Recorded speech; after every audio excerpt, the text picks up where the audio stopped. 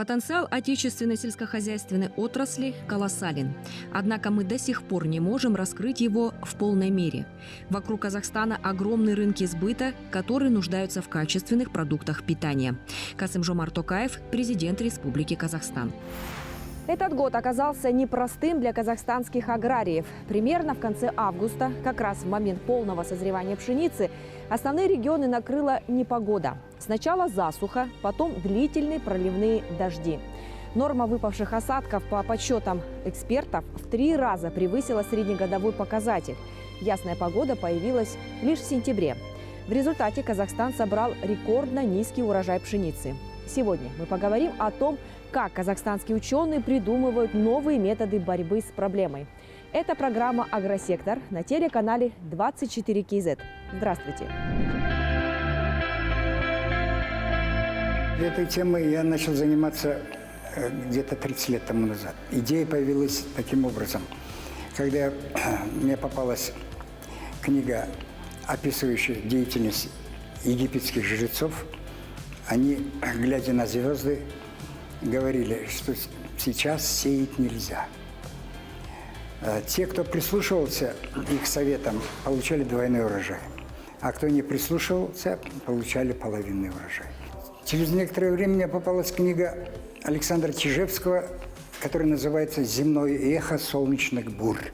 То есть какие-то происходят явления на Солнце, и они эхом отдаются на Землю. Профессор Абдумалик Аширов уверен, что все живое на Земле имеет свою вибрацию. Через вибрации можно поддерживать жизнь и улучшать биохимические процессы. Эта гипотеза стала основой его масштабного проекта длиной в 30 лет.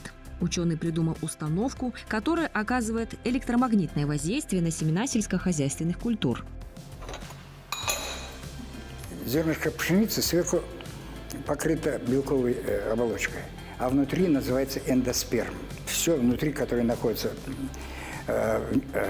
под белковой оболочкой, называется эндосперм. В эндосперме находится декстрин и крахмал. И когда мы электромагнитными волнами воздействуем на семенной материал, активизируются альфа-бета-амилазы, которые находятся ферменты. Эти ферменты ускоряют процесс гидролиза крахмала до сахаров. Декстрины тоже до сахаров, там получается монодисахариды, это глюкоза, фруктоза. То есть зерно, уже находясь в почве еще, так внутриутробном состоянии, будем так говорить, она уже получает питание в виде глюкозы, фруктозы. То есть она быстрее стартует. Наши зерна стартуют где-то на 4-5 дней раньше, чем необработанные. Быстро развивается корневая система, увеличивается содержание гибереллина. Это мощная корневая система. Идет старт, биомассу быстро набирает. Технология очень уникальна с точки зрения быстрого применения. Как показывает его научные достижения и результаты проекта коммерциализации, эта технология, она очень удобна для применения в реалии Казахстана. Была запатентована эта технология. Этот проект был представлен научному сообществу в Англии, в университете Кембриджа в 2016 году. В 2017 году эта технология вошел в топ-10 инновационных проектов по рейтингу журнала Forbes. Технология проверена не только в Казахстане. Испытания провели во всех странах СНГ, а также в Турции и Германии. Положительный результат научная группа во главе с Абдумаликом Ашировым получила по 11 культурам. Это пшеница, ячмень, рис, кукуруза и картофель. Однако все эти работы проводились на добровольных началах. Не сразу открытие оценили на родине. Позже Фонд науки выделил 200 миллионов тенге на дальнейшие работы. В настоящее время мы работаем в седьмой области уже Казахстана. В Восточном Казахстане в прошлом году мы провели тоже испытания в 5 хозяйствах. И что интересно, несмотря на засуху, в прошлом году ни одного капли дождя не было в Восточном Казахстане, мы получили от 2 до 4 центнеров повышения урожайности. И вот в этом году мы собираемся опять приехать в Восточный Казахстан, они уже звонят, говорят, нас не забудьте, у нас очень хорошо. И тем более, если будут хорошие дожди, то мы 5-6 центнеров дадим прибавки. При необработанных поля у нас дают 12 центнеров. Мы даем первый год, например, в хозяйствах космонавта Тохтара Бакирова мы получили 17 центнеров. 44% повышения урожайности. На следующий год эти зерна, которые мы получили, мы в качестве семенного материала разместили на складах ее. Следующий год обработки 18 центнеров. То есть 12 центнеров без обработки, 18 центнеров. То есть ровно 50% повышения урожайности. Проект актуален как никогда. Этот год показал, насколько зависимы казахстанские аграрии от буйства стихии. Прошлый год ни для кого не секрет, он очень сложно выдался для аграриев, потому что в период вегетации была засуха, после этого наступили проливные дожди. В целом, по прошлому году мы очень сильно просели по урожайности зерновых. Если в течение 5 лет у нас средняя урожайность по зерновым была 12,5 центнера с гектара, то в прошлом году, по итогам прошлого года, она была 11,3 центнера с гектара. В период вегетации были засушливые периоды, то есть как главный лимитирующий фактор у нас вообще в сельском хозяйстве являются погодные климатические условия. То есть мы находимся в зоне рискованного земледелия, и у нас очень сильно зависит именно от погодных условий.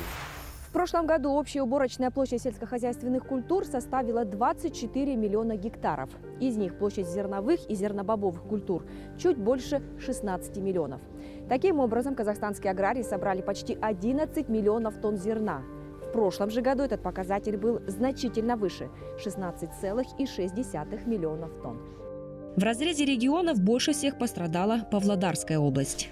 Там самый низкий урожай пшеницы. Валовый сбор в весе после доработки упал с 661 тысячи до 268 тысяч тонн. В Акмолинской области сбор пшеницы снизился на 40%. Этот регион стал основным драйвером падения урожая. Другие регионы понесли менее катастрофичные убытки. В Североказахстанской области и Костанае, к примеру, наблюдалось снижение на 17 и 21%. Тем временем в Минсельхозе решили освободить место высокорентабельным культурам, к примеру, масличным. Однако, как заверяют в ведомстве, снижения валового выпуска продукции не будет. Урожайность планируют увеличить с помощью агротехнологий. И эти все агротехнологии стоят денег, соответственно, сельхозтоваропроизводителям. Чтобы их покупать, нужны оборотные средства. К сожалению, мы сейчас только можем обеспечить оборотными средствами на 180 миллиардов тенге, это 140 кредитования в рамках Кендала и 40 в рамках форвардного закупа. Это крайне мало, хотя у нас необходимый объем это 1,5 триллиона тенге оборотных средств. Если эти денежные средства будут, то у сельхозтоваропроизводителя будет возможность покупать эти агротехнологии и применять их. Это скажется у нас на повышении урожайности сельскохозяйственных культур. В целом планы министерства такие. Мы планируем, что с учетом проводимой работы в течение 5 лет мы сможем увеличить валовую продукцию сельскохозяйства в 2 раза. Абдумалик Аширов уверен, что его разработка поможет увеличить урожайность зерна как минимум наполовину. Сейчас профессор вместе со своей научной группой помогает заинтересованным крестьянским хозяйствам. К тому же продолжает экспериментировать уже на других семенах. В теплицах Шымкента помимо зерновых и технических культур обработали цветочные растения. Эти опыты были поставлены весной. И на протяжении целого года мы контролировали рост цветочных растений.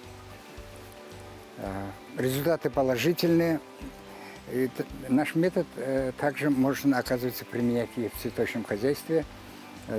У нас, особенно на гладиолусах, у нас где-то одна луковица гладиолуса, обычно там 3, 4, 5 проростков. У нас на гладиолусе было 15-20 проростков, 12-15 цветков. Таким образом, тепличное хозяйство проявили очень большой интерес к нашей технологии, и мы будем сотрудничать, уже начали пробные испытания в 2023 году. На этом ученый останавливаться не собирается. В планах в ближайшее время провести испытания в Южной Корее и Китае. Для полноценной работы на родине не хватает лишь господдержки. По словам профессора, если Министерство сельского хозяйства все-таки обратит внимание на проект, то разработка будет доступна абсолютно всем аграриям. К тому же совершенно бесплатно. Как результат, 5-6 миллионов тонн дополнительного урожая ежегодно. И это все, о чем мы хотели вам рассказать сегодня. Это была программа «Агросектор». Увидимся на следующей неделе.